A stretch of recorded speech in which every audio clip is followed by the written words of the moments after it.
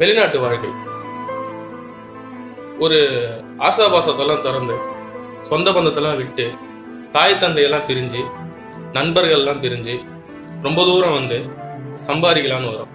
இந்த இடத்துல எந்த ஒரு இன்னல்கள், மீன் ஒரு காய்ச்சல், ஒரு தலைவலி எது வந்தாலும் பார்க்கறதுக்கு ஆள் இல்லை.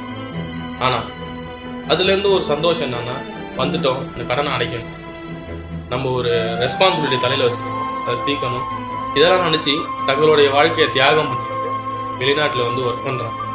ஸோ இது எப்படிப்பட்ட ஒரு வாழ்க்கை அப்படின்னா, வெளிநாட்டுல வாழ்றதுங்கிறது பலர் நினைப்பாங்க வெளிநாட்டுக்கு போயிருக்காங்க லட்ச லட்சமா சம்பாதிக்கிறாங்க, கோடி கோடியா சேர்த்து வச்சிருக்காங்க.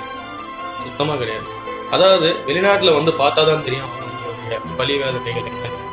ஒரு ஒரு தீபாவளி பொங்கல்னா கூட இறங்கி நின்று நம்மளால செலிப்ரேட் பண்ண முடியாது.